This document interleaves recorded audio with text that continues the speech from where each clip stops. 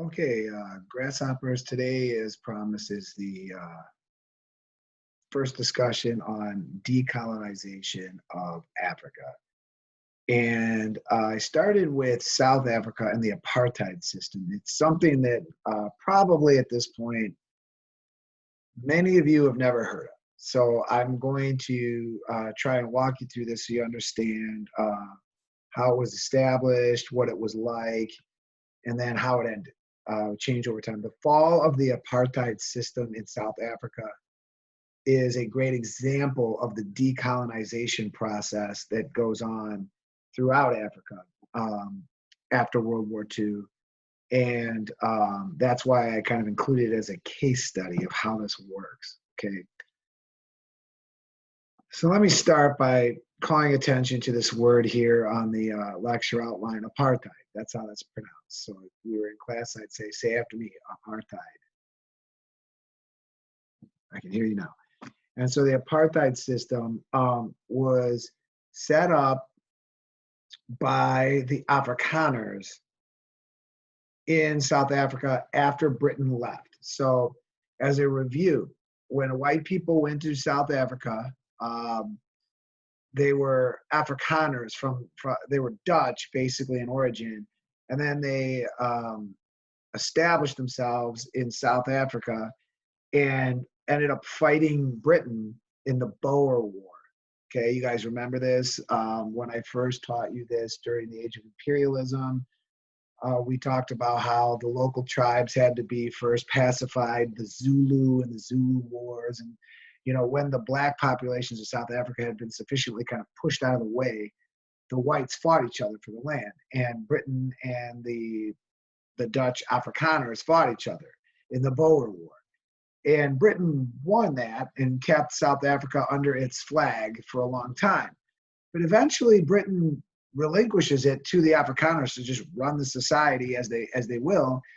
And the whites in South Africa, knowing that they were outnumbered tremendously by a black population, I mean, they're in Africa, set up a system known as apartheid. And if you look at my, as I scroll up here, the apartheid system is similar to what we know of Jim Crow segregation in America. Whites and blacks were strictly segregated. And apartheid was in place in South Africa at the same time as in the United States. In our South, all right, of the United States, we had this Jim Crow segregation system. Whites only, blacks only. You know, we know from American history that you know, it was like whites only water fountains, blacks only water fountains, whites in the front of the bus, blacks in the back of the bus. You know, that kind of a thing. We are familiar with that, and we're familiar with the civil rights movement that went against that eventually in the 1950s and 60s. Same thing's going to happen in South Africa. For years and years and years and years, the system was in place, and the black population that lived in South Africa that was dominated by the white population, they had to live under this system. So I included some images to help walk you through this, right? This first one is exactly like I'm demonstrating to you, you know? You got a sign marking the barrier between the white and black segments of the beach. And this language that it's written in is called Afrikaans. It's the language of white South Africa. And if you were to hear it, it would sound strange to you. It is not the native language of the black people. Obviously, it's a white derivation on Dutch, I believe. So you can see that language posted here because it was legal. The only language that was legal for decades and decades in South Africa was Afrikaans. That was the only language. It was the white language. So black people were not really allowed to use anything else in official business or in school. They had to use Afrikaans, okay? In addition to the segregation in public spaces like parks and buses and beaches and theaters and restaurants, whatever, you got this black population that was meant to be used as a labor force for the whites. So Black South Africans were only allowed to hold like the lowest jobs in society, jobs that were like cleaning or waiting on the white population or gardening, being butlers, like jobs like that, right? And therefore they didn't earn much money. They were the black population in South Africa were allowed to go to school, but they had to be black only schools with only black teachers. And like the two occupations that black African people were allowed to have that were beyond laboring class jobs would have been teachers and doctors, but you would have been teachers and doctors only of other black people, because the whites didn't want to have to do that. They wanted strict separation. Apartheid actually means apartness. That's how it's translated, okay? So in this picture here, you see a black South African showing a passport, a passbook that needed to be carried at all times. And it's got all the person's data in there and where they live and what job they have, because the black population had a curfew. You're not allowed to be out past a certain time. Otherwise, the notorious white South African police would detain you, and that was bad because they were abusive, they were discriminatory, and so this passbook is what gave you a permit to be where you were supposed to be. So again, you see what life is like for the black population under apartheid and the system that whites had set up in Africa, okay, in the country of South Africa.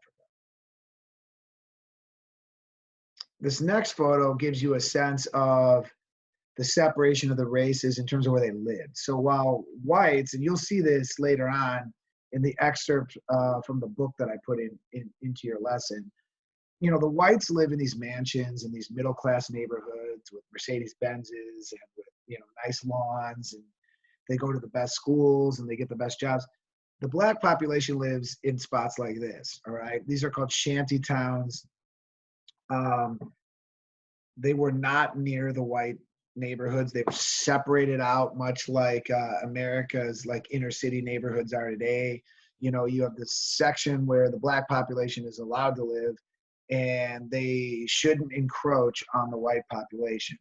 So you see what a shanty town looks like, and you get a sense of what the conditions were like. All you gotta do is look at the picture, and you get a sense of what the conditions were like for this population. So, life is not good.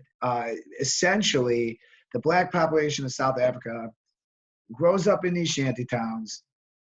When they're old enough to work, they do these menial jobs and these low-level jobs for the whites. And when they get too old to work, they go back to these shanty towns to die. Like, that's basically what it is, okay?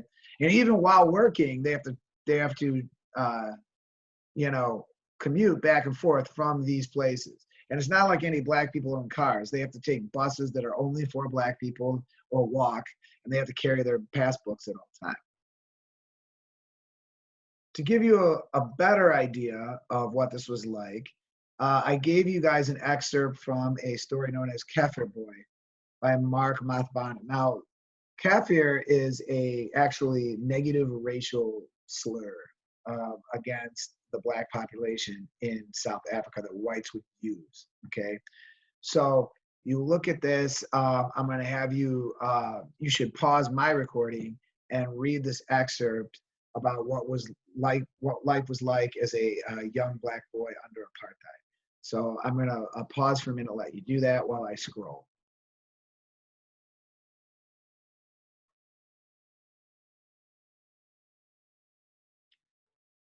Okay, so now that you've done reading that section, what about resistance? So as you can imagine, over time, resistance to apartheid built in the majority black population in South Africa. So just like in the American South, black people outnumbered white people.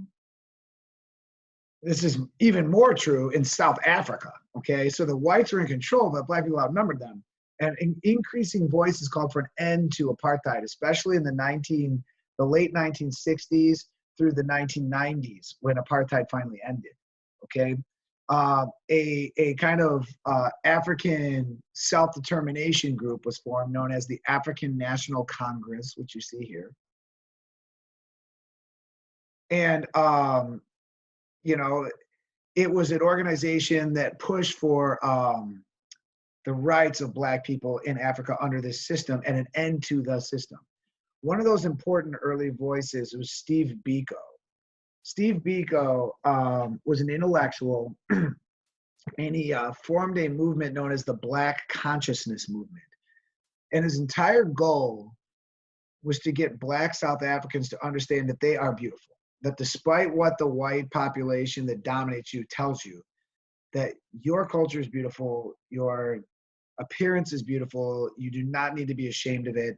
And the more that you come to realize that, the more you come to realize that you don't have to live under the oppression of the white community anymore. And he was what was known as banned. The white South African government would ban people it didn't like. And what that meant was you were banned from society. And it was a big deal because when Biko was banned, he actually, not only did he have curfews and stuff, but cops would be outside of his house 24/7, taking surveillance of him, following him when he left. He was not allowed to speak in groups larger than a certain size, okay? Even in his own house, he was only allowed in the room with one person at a time. So if he wanted to be in a room with his wife and his child wanted to come in, the wife had to leave so that the child could come in.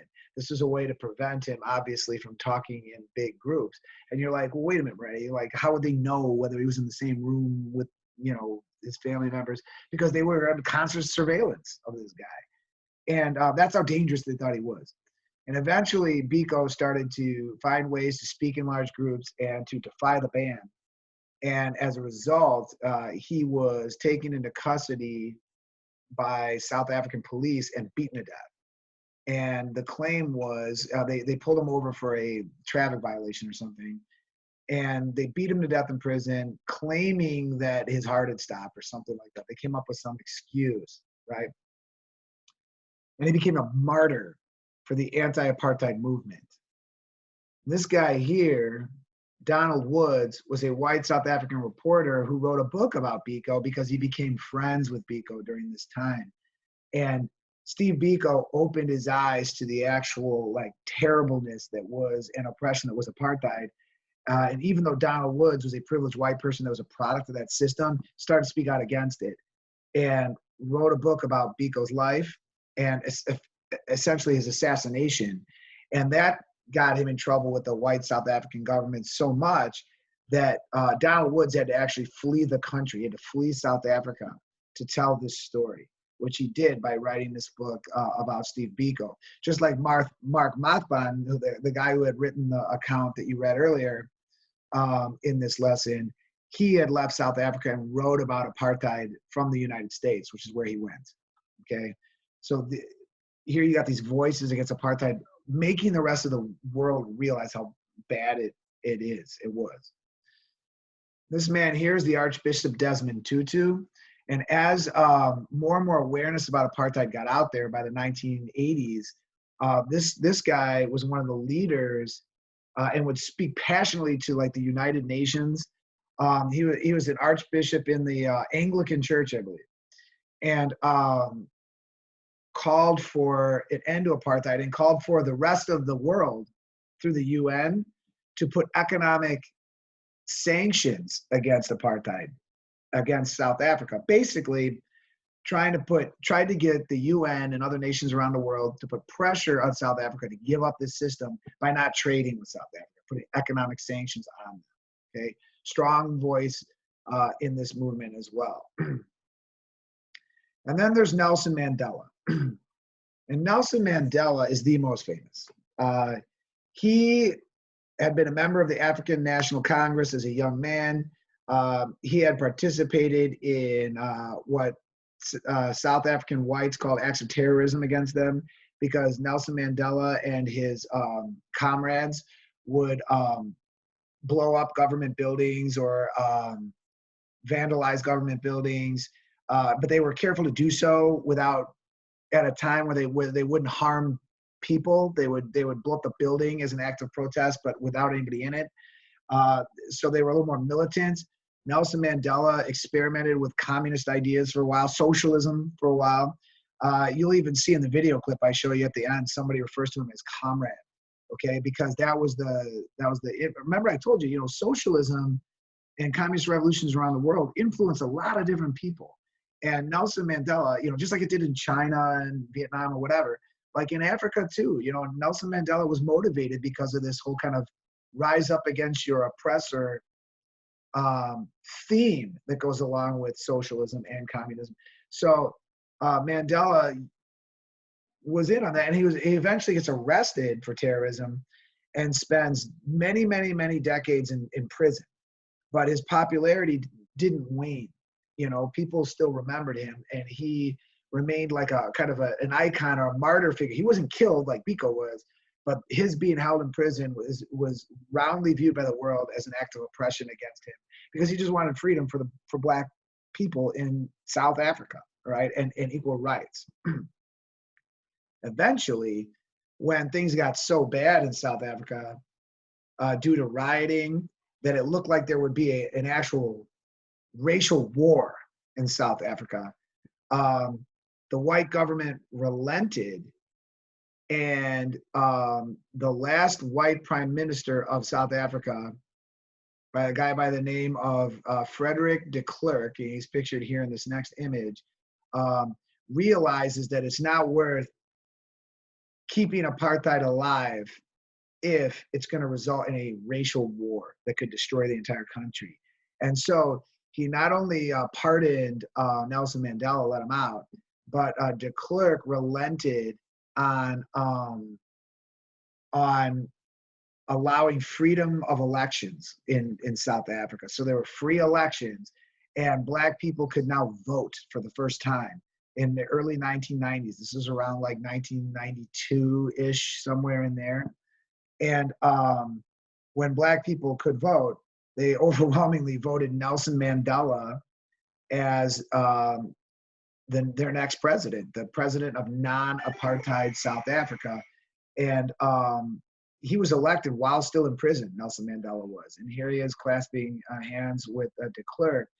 And, you know, de Klerk is a controversial figure because while he embraced the end of apartheid and relented in allowing Mandela out and essentially brought down the old apartheid system, which was a product of imperialism and colonialism, he never really apologized for it. And de Klerk is, you know, it's kind of a mixed character. He didn't really support justice against, like, for example, police violence, bringing people to justice for years of police violence against the Black population. He just kind of got out of the way and eventually did lectures and stuff. But like, so he is kind of a controversial figure. But power does shift from the whites to the dominant Black population in South Africa with Nelson Mandela.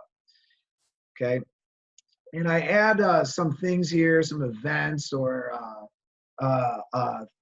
movements to help end apartheid. And the first is the Soweto uprising in 1976. Again, going all the way back, where there was a riot because Black school kids were being forced to learn the white language and to learn their subjects in school in the white language. And they protested this, and they wanted their own culture and their own language, and the police opened fire on them.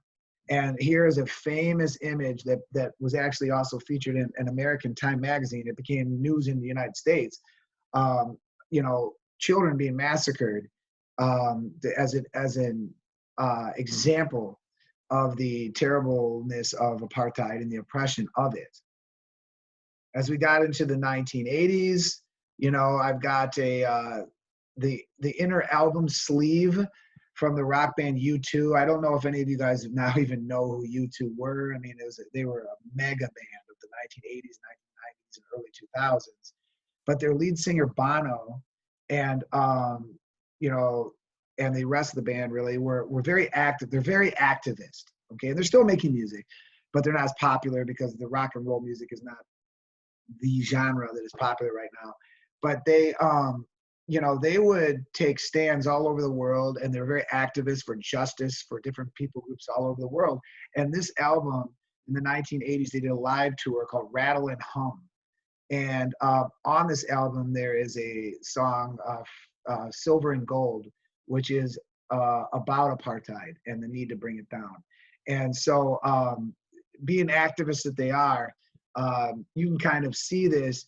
I mean, you don't need to if you don't want to, but I included a clip here from their live performance that begins with them observing like Black musicians in the streets, and then goes into their live performance. And in the middle of their performance of this song, Silver and Gold, Bono will go into a rant against apartheid, and he'll reference Archbishop Tutu, who I just talked to you about earlier, in the middle of that. And you think of how many thousands of, and really millions of people are going to these concerts and buying these albums, and people become aware of how terrible apartheid is, and the momentum against it builds, and the pressure, the international pressure to end apartheid from the rest of the world and the UN just builds as a result of these celebrities speaking against it, people who lived in it, writing books about it, you know, that kind of a thing. And in the Olympic Games, even, it was controversial. You know, in the late 60s and 70s, and even into the 80s, until apartheid collapsed, the Olympic Games decided that South Africa could not compete unless it allowed Black and white competitors equally, because South Africa had discriminated against Black athletes. They weren't allowed to perform in the Olympic Games. And this is a famous protest in 1968. Some of you may have seen this before. And the games were in Mexico City. And these are two Black American athletes, track and field guys, who had won the gold and bronze medals. And they decided to use the kind of Black Power salute, which was popular in 1968, as in America, we were having a civil rights movement. And this Black Power salute, they said, was also in support of other oppressed people groups around the world, like those in apartheid. They did this during the national anthem, and they were trying to call attention to the oppression around the world, and using their Olympic platform as a way to do this. And subsequently, these two runners were banned from the Olympic Games by the United States government for life, because the argument was these Olympic Games are supposed to be non-political. It kind of reminds you of what happened to Colin Kaepernick in the NFL because of his protest by taking a knee, right? And, you know, white people don't mind it protest when it's them doing it, as you see now with these protests to, like, you know, let us all out of our houses during the coronavirus thing. But when Black people do it, nope, you're banned for life. And here you have this in 1968. Now, interestingly, after this protest is really when South Africa got excluded from the Olympic Games, unless they were willing to let white and Black athletes compete together. So this protest definitely triggered something there. And again, called people's attention to oppression in general, not just of the Black population in America, but also in other parts of the world, like in South Africa. Eventually, all of those forces, right, put pressure from the rest of the world on South Africa to give. And that outside pressure, you know, not competing in the Olympics, famous musicians everywhere calling attention to how terrible apartheid was, authors who had written stories about it, all of this pressure, plus the threat of a racial war within South Africa, was enough to bring the system down in the early 1990s. Again, I want to say 92, 93, somewhere in there. And Nelson Mandela is out, and he is elected the first Black prime minister of South Africa. And it symbolizes the fall of the apartheid system. But Mandela does something interesting. Despite his radical roots, when he takes over, rather than getting revenge on the white population, whom he knows that he needs, because, you know, for all these decades, Black people were not allowed to have any jobs other than bottom line jobs that didn't require any education, so they didn't have any skills. Mandela knew that he would need the white population to help keep the economy going and to make South Africa successful. Otherwise, he would be the leader of South Africa, the first Black leader of South Africa, but he would be the leader of a nation that would collapse, that would economically collapse. So he embarked on a program known as Truth and Reconciliation, which I have here, okay, which was more aimed at bringing whites and Blacks together, okay? Black people that had like cases against the white police forces and stuff that could be brought out into the open, and those who had committed the worst abuses from the white military or police could be brought to justice during this process. But also people could just air their grievances and kind of work through those. And basically what Mandela said is, we need to forgive. The black population here, we're now in power, but we need to forgive the white population because we don't need them leaving. We don't need a brain drain of skills, so to speak. We need to work together going forward. And he formed a coalition that prevented South Africa from collapsing in the same way that some other areas of Africa did collapse, like what happened in Somalia. I mean, Somalia today is a failed state because it collapsed after the white imperialists were driven out. South Africa did not collapse, and Mandela is a huge reason for that, and that's why he's so famous. And so I included a couple of clips from here, from the film Invictus, which was a film about Nelson Mandela and the all-white South African rugby team that will win the Rugby World Cup that year. And their relationship is very interesting. But these clips kind of show the attitude of truth and reconciliation. And of course, who are you going to get to play Nelson Mandela other than Morgan Freeman? Because everybody loves Morgan Freeman. But watch these two clips. It'll give you a real good feel for his truth and reconciliation program and the end of apartheid in South Africa. Okay, so thanks guys for watching, and I will see you well next week.